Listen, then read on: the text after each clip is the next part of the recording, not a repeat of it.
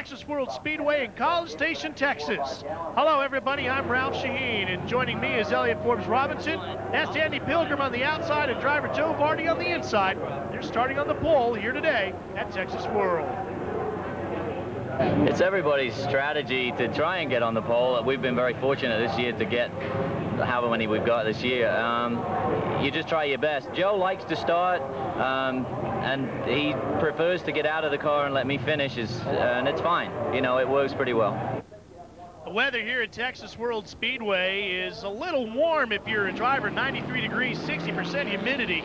That is real tricky inside the cockpit, and a real tricky racetrack here as well, Elliott Forbes Robinson. Well, it is. You come down to turn one, which is a decreasing radius corner where you can run 3 abreast really coming down the hill, but you have to single file by the time you get to the tight infield. Run through a tight infield, and then you come back out on a long banking racetrack again. Here's a look at the Grand Sport Class points. The GS cars are the biggest, baddest ones of the bunch that you'll find in IMSA Street Stock Endurance Championship. And as you can see, Andy Pilgrim leading the points over his teammate Joe Vardy. There are 4 different divisions lined up in our field. Here's a look at the field as we get set for this one on the pole. Joe Vardy and his teammate Andy Pilgrim, 98.583 miles per hour to earn that pole. As you take a look through the rest of the field here, remember Texas World Speedway is a super speedway. We will utilize both portions of the super speedway itself and the infield road course. So this is a car that has to handle well for the infield road course, and it has to have a lot of top end speed when you're up on the front straightaway, especially here, which even has a little banking to it. It has some banking to it, and the infield is very difficult in actual fact to pass. It with the combinations of corners they got, it makes you follow single file, even if you're the faster car, because the fact is it's one line through these sections. And of course, playing into all of that, as you see how we get into some of the other classes, that you're going to have to really keep your eyes open, because one of the biggest problems here, I would think today, is going to be closing speeds, especially going down into turn number 1. Some of the bigger GS cars are really going to be flying as they come hauling down those straightaways. For example, the Pontiac Firebirds, like our pole winner, and they're going to come up on the back end of a little Honda. They're going to have to watch the brakes. Oh, there will be a big difference in speed, Ralph. And the other thing is, it's a 6-hour race. They're going to have to pace themselves a little bit. These cars are very reliable, but the thing is that it's still 6 hours in this heat. They're going to have to run and be careful through traffic. You can see all the rows of cars, 26 rows, 51 cars entered in today's event. That's a lot of cars, even on a big speedway like Texas World here in College Station, Texas. And we're set to go with IMSA Street Stock Racing here on Prime. See, the Pontiac got a little bit of a jump, but the Mazda is still sticking right there. And I think that Mazda could be a factor. Boy, he got a big jump on brakes there over Joe Vardy. That'd be Peter Farrell.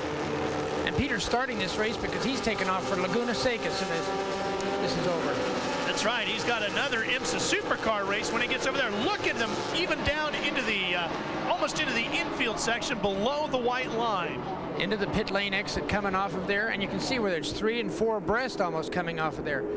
And Peter's holding the lead. Joe Vardy's sitting right behind him, and that is a tough section coming off and making a transition from the banking down into the flat. That's really going to put the stress and the strain on the suspensions of the cars, because it really upsets the balance of that car as you try to get through that transition over there. You can see the driver's already kicking up the dirt. In that infield section, there is not a lot of curbing. A lot of racetracks, you'll see the walls are real close, so there's a lot of curbing to keep you from doing that. But here at Texas World, you can dip a wheel pretty easily. Oh, yes. When you do, it's going to throw some dust up and possibly get it on the track for the person behind you. The apexes do have the berm to go into, but the outside have nothing. You just run off in the dirt. Here's a good look at a pass up in the front section of the racetrack. That's Doug Goad.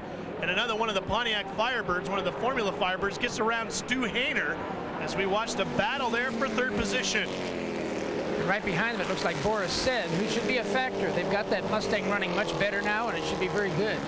Just a nice, beautiful use of the drafter. He got right up behind him, the foot flat on the floor, and then Firebird. And here comes Boris now, trying to get the Mustang up in front of the Pontiac. Boy, Boris took a really good shot at him right there, but that tightens up so much going into that corner. It's very hard to get in there 2 abreast. You have to wait and get in behind the other car. But it looks like he's going to take another shot at him here at any time.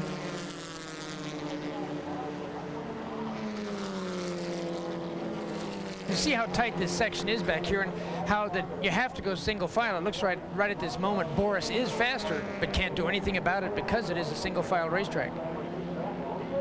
Bo Lemler in the other Mazda RX-7 running back behind them. That would be, I guess, 6th position behind Boris Said. Boris going to try and see if the horsepower of the Mustang, something it's not very well known for, and it's going to pay off for him here. Yeah, it looks like he's working really well today. The move is good. He looks like he's going to try and get to the front. I haven't seen Boris in many of these races so far, but he's doing a heck of a job today. Across the start and finish line, and they'll start another lap. Well, we're just beginning to get things underway here with IMSA Street Stock Championship Racing on Prime. Stay with us, a lot more to come. Over the last 30 years than anyone else, genuine Chevrolet. Joe Vardy is currently running in 2nd place in that black Firebird, sitting right there in front of that white Mustang of Boris Said. And Ralph Shaheen and Elliott Forbes Robinson are joining you here today as we watch up front Peter Farrell in that red Mazda RX-7 that just went out of frame. It's amazing how fast Boris has been able to work his way to the front here. And there he goes by Joe Vardy. Makes it look easy. Like Joe just let him by this time. Didn't want to race with him. The great thing about this particular division, the GS class, as we take a look back into, well, this is probably the most dominant pairing you'll find anywhere in IMSA competition, the S-Class division, where you find the Hondas. And the Hondas are just awesome, especially Cunningham's. Yeah, they've won every race so far this year. They've been on the pole in every race just about with that car. I believe that this race is the first race they actually weren't the fastest qualifier so far this year. But they have dominated the class, just done a superb job of driving and car preparation. Look at how much speed they carried into that corner there, turn number 1, Elliott. They sucked right past the RX-7, which should have been a lot quicker. Now, the Miata, that doesn't surprise me to see them go by him. But that RX-7, boy, that's a lot of speed. Yeah, you would have thought that the RX-7, which has such high-performance pieces on it compared to the Honda, those guys are just doing a super job. And you can see them locking up that right rear as well as they were using the brakes going through this tight infield section. This is actually the Prelude VTEC, which is the top-of-the-line Prelude, so it's got the latest and trickiest things that you can find on a street-legal Honda these days. And that's a pretty good car. The way these guys are drafting, I think some of the NASCAR boys would even appreciate this. I think they're pulling away from everybody else at the time, too. And it is interesting how the front-wheel drive cars do lock up rear wheels when they get on the brakes, because that wheel is just hanging in the air there quite often. You can see how the draft worked as the one car was a couple of car lengths ahead as they came out onto the speedway, and then that gap closed up rapidly. Oh, and we're going to lock them up and lose it this time. Oh, my. Yeah, that didn't work too well. Peter Cunningham just went straight off the outside there, got a little bit locked up, got it sideways with no traction in the back, and flew off into the dirt. I'm sure that's not what PD wanted at this time. No. Yeah, off there, got the wheels on the outside, not enough track for him. Good news was he had lots of runoff room there. I think the first thing you hit when you slide off here at Texas World is Houston. Yes, but it's good there's no guardrail there, that's right. for sure. Oh, we got a good race for the lead now with Peter Farrell and Boris Said. Now let's get back to what we were talking about here just before we went and watched the battle with the Hondas. The great thing about the GS class is this is really a battle for the top-of-the-line sports cars / muscle cars in this division. Up the 07, the Oldsmobile Achieva, done for the day. Pat Patterson, one of our buddies here on Prime Network, television cohort, having a rough day. Can't wait for old Pat to get back to Charlotte so we can get him about this one, huh? Yep. Yeah, it's awful early for Pat to be pulling out, but it sure doesn't look good for the car. I'm going to finish the story up before this day is over. I got 6 hours to get it in. I'm going to get it in. The great thing about this class, you got the best of those top-of-the-line sports cars battling it out here. And for those of us in the grandstands that like to own these particular types of cars, you can really cheer for your favorite. And if you read any of the current magazines out there about this type of car, the Ford Mustang is not supposed to be the highest horsepower out of this group. The Chevrolet Camaro, the Firebird, the RX-7, and so forth are all supposed to dominate. But where is Boris Said getting all this speed? He sure is getting some, though, and he's sitting on the Farrell, which that Mazda is an excellent race car. Boris is catching him under braking a little here, which also shouldn't happen. But Boris has done such a good job driving his other car in the Trans Am this year. I think that Boris has really progressed. He's been a good driver, but I think the seat time and a good car this year has helped him a lot. And here he goes on a move inside. Under brakes on the Mazda. Incredible. And that was strictly a great driving move there. So you're exactly right, Elliot. I have to agree with you. I think Boris really has matured as a driver this year, and it is showing here today. That's a great sign for him. These guys have got to enjoy this too. You know, this is great racing. You don't race as hard as you would in a sprint race, but these guys are racing really hard for this front position. I think it's great. And the other thing we should point out is it's not like Boris Said is just passing a bunch of wannabe race car drivers out there. He's gotten around Joe Varney, and Boris has also passed Peter Farrell. These are the best street stock racers in the business. So Boris Said really making a name for himself here this afternoon. Yeah, he's going good. I hope he can keep it up today because it'd be good to see him have a good finish here. And the Mustangs have struggled at the beginning of the year because they had this brand new car out, but now they're doing very well here. Onto the brakes as we drop back down off of the banking. It looks like Boris is staying up on the banking as long as he can and getting a nice run down the hill. You can ask Richard Petty about that. It used to be an old trick at Daytona. It was always good for a couple of extra miles an hour. It seems to be working for Boris Said here as well today. Stay with us. We got more racing with Boris Said and Peter Farrell when we return. Accord EX of Chris Scavanis and Mike Galati is in the pits. Mike's behind the wheel right now. They're checking that VTEC motor. Now, they changed an engine in this car last night. They were there till 3 in the morning getting this car ready to go racing here today. So with the length of this event, if they can get the problems sorted out quickly, they can get Mike back in the race here, get this thing back underway and hopefully towards the front of the pack. And here we're watching the lead race again with Boris, who's up out in front now. But Peter's not letting him get too far away, is he?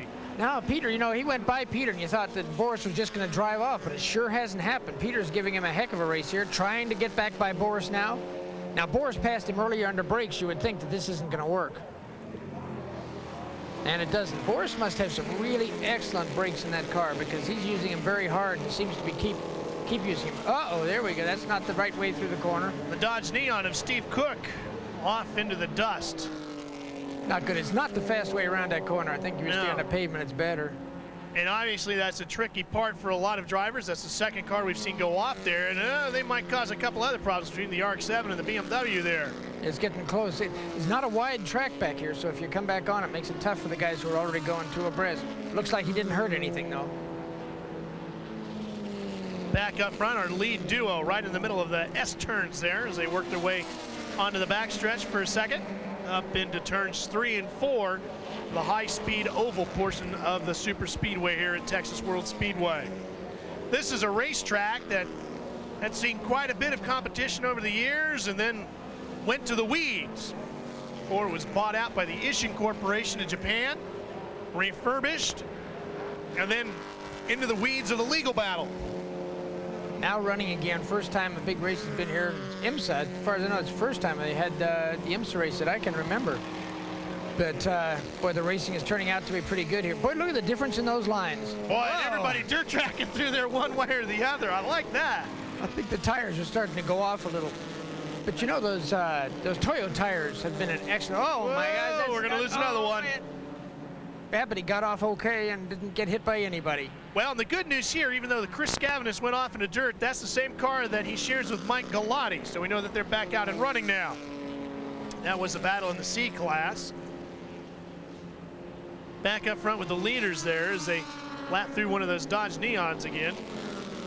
Yeah, that gave a little separation for Boris there. But I was saying the Toyo tires, in talking to the competitors, it's an excellent tire and hasn't been going away much and been very quick on the racetrack. And it's interesting to see him this early in the race dirt tracking him because in this kind of heat, you would think that, man, the thing was with street tires that when you go out and use them, they were never made for this kind of running, with this kind of horsepower, with a car that handles as well as these cars run.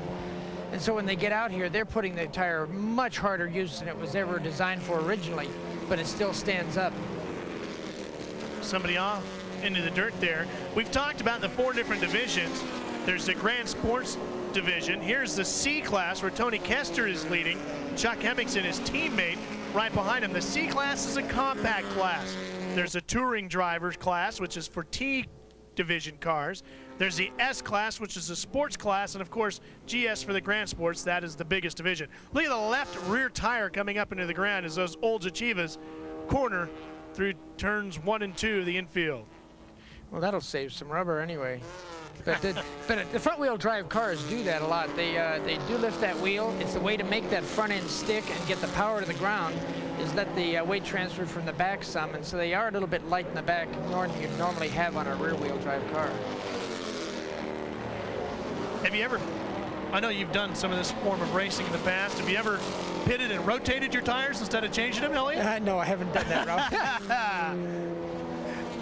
Could be a cost-saving measure if you're a local racer out there who's looking to get into IMSA racing. You got a tire bill you can't handle? Hey, just rotate them. Don't bother changing them. Stay with us. We'll be back for more, including a proper grid sheet when we come back. Jones has brought the number 30 Pontiac Firebird into the pits, the crew working on the right front. This is not a team that's just racing for win here today. They're racing to win a big race against MS. MS what is really our sponsor. We have it arranged where the sponsors, the Fortune 500 companies that backing the team, are essentially giving a donation to MS vis-a-vis the racing and IMSA's street stock endurance cars at BP Racing. Those cars, after the initial startup cost and the operational fees, we then take the residual funding and give that outward gifts, either in financial gifts or in terms of equipment, to the various MS chapters and national along the circuit. When these clients at these agencies see these tape, they feel very good, and again, it's a good promotional for the races coming up. There's hundreds of thousands of people, 310,000 that have MS or afflicted, and when they see that, this is very special. Well, we're back to the racing action here at Texas World Speedway. You're watching it all on Prime as we increase our coverage of motorsports here on Prime Network. You're looking at Doug Goad battling it out for third place, and the number 8 is racing against Joe Vardy. That black number 18 up on the high side. These cars are actually teammate cars, very well prepared together, and looks like they're having a heck of a race. They had a heck of a finish at Sebring with these two cars. Well, Joe Varney sits second in the points coming into this event. And he and his partner, Andy Pilgrim. Now, Andy has sat there, and these guys have come out this year, and they've missed a pole one time in the 5 races they've had this year. And they've had this car just flying, had some very good finishes, and I think they both do an excellent job of driving. Andy Pilgrim seems to be a very talented person, drives a lot of different cars, does well, as does Joe Vardy. So you've got 2 excellent people in the same car here. And again, we're looking at the pass again around the outside, which is what the banking allows you to do. Carry speed around the outside, makes for really good racing. Goad comes into this event tied for third with Kat Teasdale. The winner at Watkins Glen is Catherine Teasdale. John Green into the pits now in one of the touring class cars. Yeah, John Green is the points leader in the class, and they run very well. Terry Earwood usually drives with John, and looks like they're having a problem today, though. Up on the left front, could be a suspension problem, maybe a brake problem. Hard to tell. Yeah, it's hard to tell what we were seeing there. But as much as we're seeing guys locking it up, boy, it could be either of the above. Well, it's going to be hard on brakes on a track like this. Whoa, there's a move up in front of that Mazda there. 3 abreast coming down here. It looks like we got the Hondas up running together again. Peter is, guys, out front again. Incredible. But there's just seeing those teammates' cars sitting running together. I guess Peter recovered pretty well from that little off course he did earlier. Chris Wilson sitting right behind him, and they're working together as a team, it looks like. Peter Cunningham tied for the points lead in the sports division class with Forrest Grandland coming into today's round. Yeah, they've looked pretty unbeatable this year since they've won every race they've gone to so far. So that's pretty good consistency, isn't it? Absolutely, and they've been right up there sharing the pole wins amongst them. Forrest Grandland having 2 poles in the first 2 events, and Peter Cunningham winning the last 2 coming into Texas. Well, the cars are, PD says it's just an excellent prepared car. It runs well all the time, and it's just a matter of going out there and not making too many mistakes, as like we saw him do before, which he was lucky that there was no wall for. But PD is an excellent driver, been around the showroom stock for a long time, runs Honda, in a couple of different series, wins in all of them. He's a very consistent driver that seems to run up front all the time. I don't know why he hasn't got out of this, moved up, because he is a very talented racer, and you'd think he'd get to something else, but he does a super job here. Well, the season is about half over after today's event. This is round number 5 on the tour. They'll move on to Phoenix, New Orleans, and a doubleheader at Sebring. Again, the third time we'll set foot at Sebring. They have 3 races there. Paul Dubinsky is currently running back in 8th position in the Grand Sports class, and he's battling with Ron Kerr right behind him. A lot of good battles. It's interesting how they've broken off into pairs. I don't know what that means. But well, I would think a lot of that has to do that you probably want to find yourself a drafting partner. Yep. And if you can run together and stay near the front as you wind your way through this event, you set yourself up maybe to make a bid for the win at the end. Early on in the middle portions of this race, I think you have to work together with another team out on the racetrack to set yourself up to actually race for the win later on. It's probably true. You know, the draft here does make a big difference in how you can go. And actually, the fact the second car on the infield can drop back a bit, make it up, and actually save the car and run the same lap times, which he doesn't seem to be doing as much here, but it can be done where you can save your car and still get a draft on the banking. And we might see some of these guys flip-flopping around too as well. You might see that the Ford actually runs better with the Pontiac in front as opposed to the Ford being in front. So they're going to experiment a little bit. We're going to experiment a little bit here in the booth too. We'll be back. Texas and Texas World Speedway, and it's great to see race cars in anger once again here at this fine facility. So you're watching the battle in the S class for the sports division cars. A Honda and a Beamer going at it here at TWS. And in the great spot too. You can see how hard the braking is here. But you know, you also look, Ralph, there's no straight section in that braking area. You're braking the whole time you're braking, you're turning. And so that trail braking, you've done it. It's interesting. The back end wants to come around on you while you're doing it. It loosens up the car. Hard on tires, hard on brakes. Well, you have a lot of confidence in my driving abilities, Elliot, if you're assuming I've trail braked in my days. I appreciate the thought, Elliot, and I'm sure I've done it. Probably didn't even know I was doing it, and I'm sure I didn't do it as well as these guys are doing it today. But I am having a lot of fun watching them slide these heavy cars around on these Toyo tires like this, and watching them take the pounding and the abuse for continuing to run so well. The fact the lightest car out here is going to be the Mazda Miata, which is still over 2,000 pounds. And these guys are really throwing these machines around on a very hot, humid day. Boy, they certainly are. They're throwing around. And there's some of those closing rates. There's 3 classes of cars right now you see, and they're coming up with the Mustang come up around the outside. They're running down on the apron now.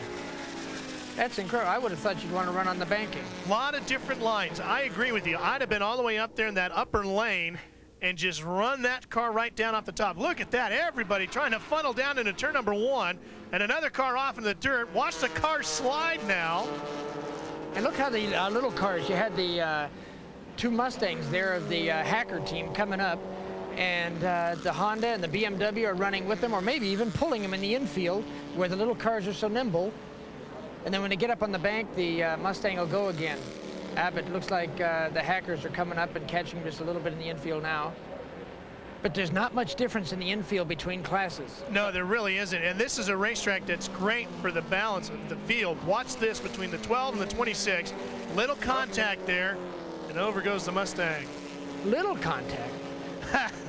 He came over on him, and there was somebody there. I don't think he saw him at all, and it just turned him around. Well, Hardy Hussacker is in the pits, having problems with that machine. It looks like they're working on the driver. Maybe they're changing drivers here and getting a seatbelt done up. A lot of these drivers changes get tough, but they're working on something in the cockpit of the car. Now it looks like he's pounding on something. Back up front with our overall leader, Peter Farrell. Back out in front now over Boris Said, who has slipped back to 2nd place. He's right there with him, though. They're still having a good race, still sliding the cars around. Amazing the torture the tires get and the cars get, and they still run so strong. But Peter must have just sat back a little bit and decided it was time to go for the lead again. Remember, it's over 90 degrees here and some 60% humidity. Even though we don't have much more than a 20% chance of rain, as you look at the battle for 3rd, third in the Grand Sport class, there's still a tremendous amount of humidity in the air, and it's taking its toll on these drivers. You know, after they've been flogging these big, heavy cars around this racetrack, there's going to be some tired guys in there. Yes, all these cars have power steering, but nobody's utilizing the air conditioner. No, it doesn't work. You have to have the window down. That's the only air conditioning you get in these. It looks like Goad has got back by Joe Vardy again. They're having a heck of a race by themselves, and as we noticed, not very far behind the leaders. They're still in striking distance. But that may be their plan, too, is just sit there. We've seen it happen earlier in the year where they're sit back and just use the car very cautiously in the beginning and then use it a little harder late in the race. Boy, there's Boris making an outside move on Farrell. And I like that line. I like that when you go very high up that front straightaway and then let that car run down into the turn. And Boris might have pulled that pass off had that slower car not gotten in the way. It's true. That other Mazda was just in the way just enough that Boris couldn't carry his speed down in there. But they're having a heck of a race. I'll bet those guys are having some fun. They may be hot, but it's still a good time when you're having a race like that, especially when it's for first. And when you're involved in the battle as much as these two are, you've probably forgotten about the heat at this point right now anyway. I don't know. I've been out there before, Robin. I don't think you forget about the heat. It's running down all over your face. I mean, it's going to be a hot day out there, and these guys are working hard. There's not a lot of ventilation in these cars. You try and get as much as you can, but on a day like today, it's still going to be hot. Fortunately, they've got this banking where you can rest, and the air is going to circulate at a pretty good speed at that time. But then you have to get back in that infield and work again. What's the hottest you've ever been in a race car? Well, I think the hottest was at a Detroit Grand Prix, which has got no straightaways almost at all. Oh, we got Gene Harrington in the pits here getting some work done. No, and Peter Farrell's in. Oh, yeah, Peter Farrell looks like he's getting out of the car so he can catch that airplane out of the state and get someone else in his car. He's running really well. I bet he hates to get out of the car now. Peter's going straight to Laguna Seca out of Monterey, California, where there's another IMSA event, part of the IndyCar weekend down there. The IMSA supercars are going to be running over there. And Peter is scheduled to be there. It looks like they're being assessed a time penalty as well. We're hearing that maybe that's for too many men over the wall. Well, a busy weekend for Peter Farrell, and he's going to head now to Laguna. I came in for fuel. You know, we ran out of fuel. The Mazda doesn't have the fuel range of the Mustang with a big fuel cell, so you know that's all she's got. So we're going to be probably doing a couple more stops, or maybe one more stop than the other teams. But the Mazda RX-7 Turbo was running fantastic, as you see. Boris Said and I had a fantastic battle for the lead. Really enjoyed the drive. Unfortunately, I have to leave the track now. I'm off to California to run the IMSA Supercar race this afternoon. So I've got a very busy schedule today. Let's take a look at the top five of the Grand Sports class right now. Said, Goad, Vardy, Hayner, Bo Lemler chasing Boris down. Stay with us. We're coming back for more from Texas. Highlights from the first four races. This is Sebring, the opening round of the year. You can see all the windshield wipers working, and that's not smoke, that's water from the rain on the racetrack. Once again, we still see the Mazda out front, but it was an exciting race at the first race because they had all different kind of weather. You came down into these tight corners here, slick road. We had a lot of folks going off there, as you can see, hitting each other, taking the dirt. This was all on the opening lap of the race, and once they bottled up like that, boy, it got real tricky for everybody behind the leaders. Some of the top cars were stranded out there in the mud and the muck for quite a while. Doug Goad took over the lead early on and looked to be one of the strongest cars as Peter Farrell and some of the others gave chase from behind. But the weather was going to change, and it was going to make everything different. And here goes Joe Vardy passing right now the Mazda of Peter Farrell. But the race conditions changed as the race went on, and here's Joe Vardy up ahead of Goad now. Did a lot of swapping of the leads at Sebring. As they moved into the nighttime portion of the racetrack, the rain got so heavy that they brought the pace car out. Look at Vardy as the car aquaplanes on the surface here. Remember, these are street legal tires, so they do have a groove in them, but it really got crazy. They threw the green back out as they got near the end of the race, and boy, was the finish of this one wild. I don't care what kind of racing you like. This is the last turn on the last lap. Vardy, Goad, and Farrell, as they came to the checkered Peter Farrell was able to hold on the two fire-breathing Pontiac Firebirds to get the win in round number 1. Yeah, but I think the teammates should have stayed apart there. Maybe they could have gotten Peter Farrell, but it didn't work out that way, and Peter had a great race under awful conditions. Peter Cunningham was the winner of the S-Class for the smaller sports division cars. Beginning of a great season for them. And he led overall for a while in this race. He sure did, and we talked a lot about that because of the ability of those front-wheel drive cars on the wet surface. The series then moved on to beautiful Road Atlanta, just outside of Atlanta, Georgia. Green flag fell there in much nicer conditions, but the action just as fast and furious. Some of the guys still having trouble negotiating the track, even in dry conditions. But we still have the Peter Farrell car running up front with Joe Vardy right behind him. Same people we've had everywhere else, running very good and excellent racing. These guys race so hard at Road Atlanta, just like we've seen it. Here's Joe Vardy making a, man, that is a heck of a move. That is a hard corner to make a pass that he's trying to make on Peter Farrell right here between turns 6 and 7. He got to the inside, made the change for the lead, and then barnstormed down the very long backstretch here at Road Atlanta. Now this car, the Heinrich car, one of the best in positions here at IMSA Racing, scored no points. Then this unfortunate and horrendous looking crash for Peter Farrell. He lost the brakes going under the bridge in turn 11, went right into the tire wall, and barrel rolled down the hill. Peter was able to climb out of the car, and as you know, was able to return to racing with us soon.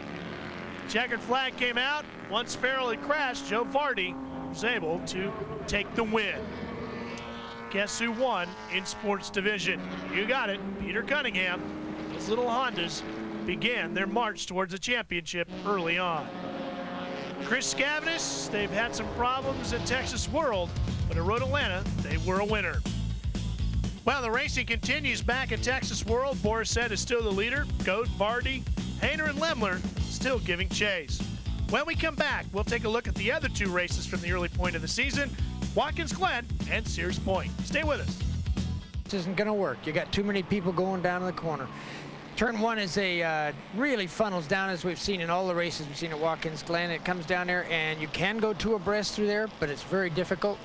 Coming up through the S's, very fast thing where you end up going 1 at a time by the time you get there. Here's Stu Hayner, who is running up front at the Watkins Glen race. As you can see, this coming up through the S's, great section. Craig Conway, who drives with Bo Lemler, the 77 car. There you saw Farrell's car. One of the BMWs that's so popular on this tour, the Genesis Racing crew, using a hoseless air gun. This is a device that comes out of South Carolina, out of Greenville, South Carolina, where these guys are based out of. This has also been tried on the Busch Grand National Tour. NASCAR said, no, thank you, boys, don't use that. But in IMSA Racing right now, it's okay. Nick Ham and the guys are taking advantage of it and utilizing it.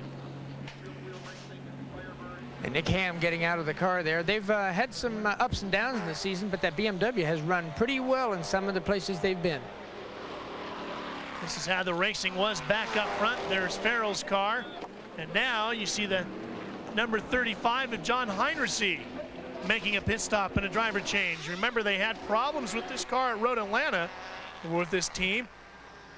And the Goad Teasdale car coming through here with Cat Teasdale running an excellent race here at Watkins Glen. Well, the problems for Heinrich and them helped put Catherine Teasdale into a position where she could become the first woman in IMSA racing history to win overall in an IMSA race. Now, Patty Moise had won in IMSA racing in the American Challenge Tour, but this was a win where there were multiple classes on the track at the same time. Catherine not only won her class, but claimed the overall win for a piece of IMSA history. Peter Cunningham, guess where he finished? Yeah, it's just hard to beat Peter. Those guys are just, Forrest and Peter are just doing an excellent job. And then Gary Newman winning the T class, the touring class. Another excellent race for him. So another great weekend of IMSA racing was put in the books at Watkins Glen. But just because the racing was done didn't mean the celebration was done. It was time to celebrate in Victory Lane as Doug Goad and Catherine Teasdale got together in Victory Lane to celebrate a historic day. It took a great job by the co-driver, Kat. She gave me an absolutely perfect race car. There was absolutely nothing wrong with it. The guys prepped it perfectly. Dan and the crew had this thing dialed in from the start. We lost our handle yesterday during qualifying. I think Dan must have changed every part in this car last night because it handled a hell of a lot better today than it did yesterday. So Catherine Teasdale and Doug Goad write themselves into the IMSA record, helping Kat Teasdale become the first woman to win overall in IMSA competition. Well, the crews packed up the transporters and headed as far west as the IMSA Tour goes to Sears Point in Sonoma, California. And Sears Point is a favorite of a lot of the drivers because of the fact that Sears Point is a driver's course. You work yourself to death on this place because there's uphills, downhills, rights, lefts coming up all the time. And you have to go hard the whole time you're out there. On a hot day like today, it's going to be a lot of work. And you see the leader, Andy Pilgrim, going around. And Andy ran 2 races on this weekend, and it was about 95 degrees. And here's the sports class leader, Peter Cunningham again. And in the touring class division, it was car number 38 of John Green, one of the Hondas, who was the dominant car of the day. Checkered flag fell to Andy Pilgrim for the win. It was a hot one, no doubt. The yellows really helped let the engine cool off, let me cool off. I don't know if we've ever run these types of the new Pontiacs in this kind of heat, but they did extremely well. Got to thank Joe Vardy for giving me a great car again, as usual.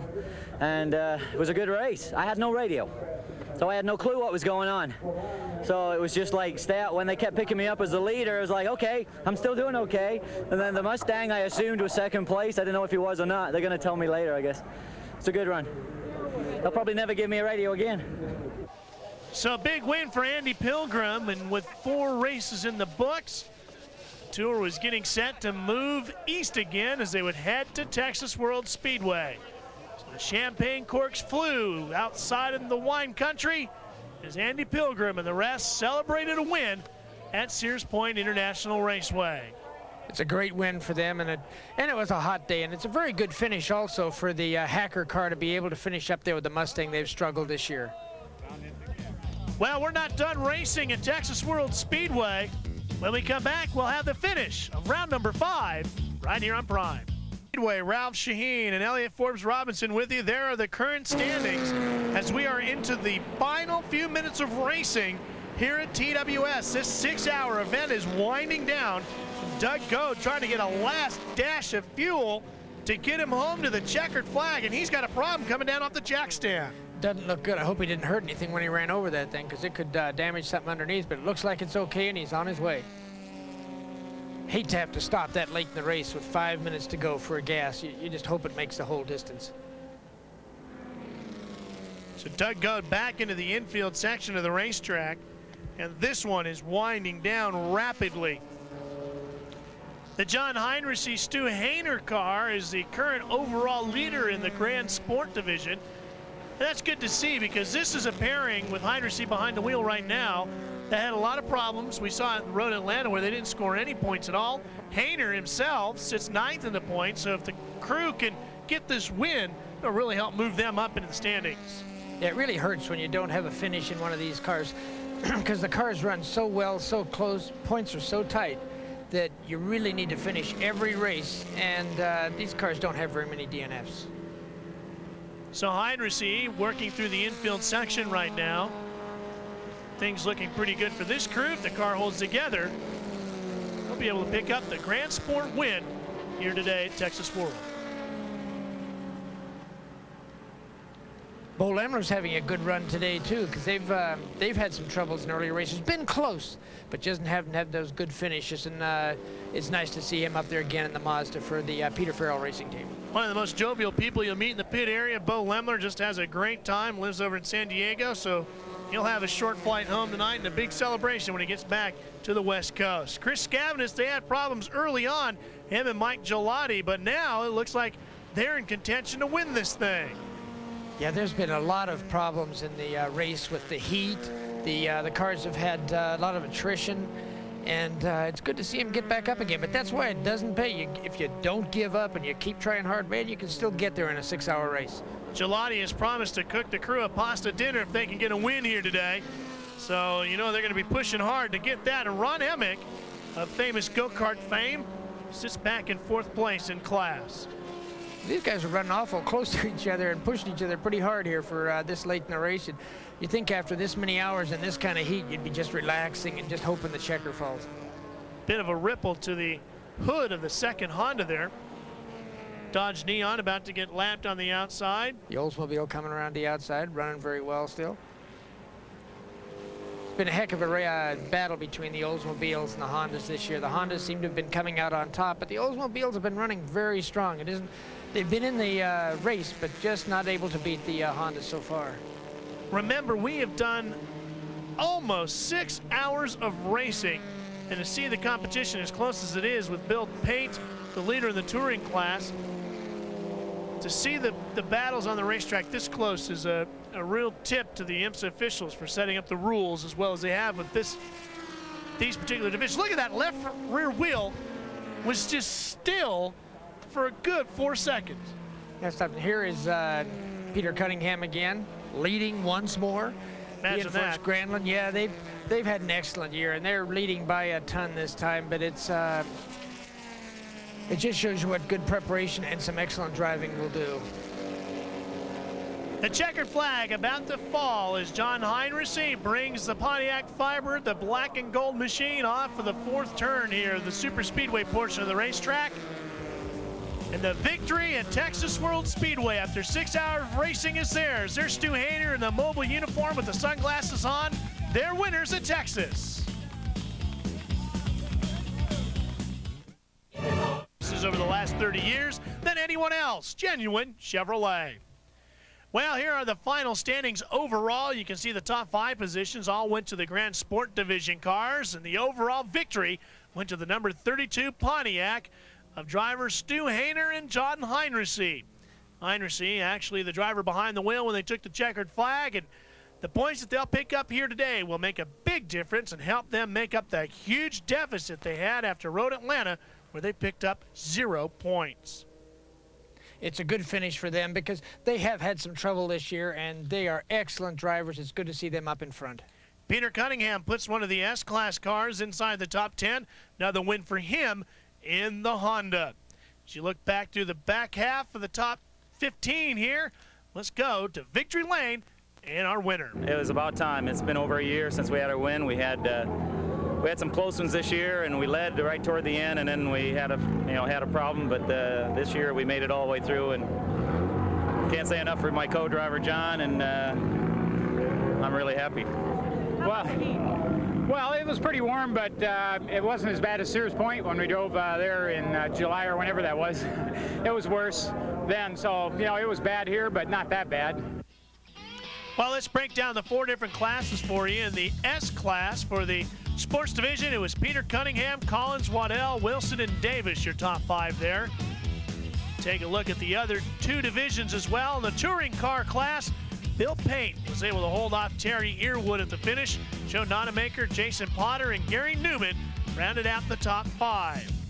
And in the compact division, Chris Scavenus and Gelati were able to get their car back together and take home the victory in that division as well.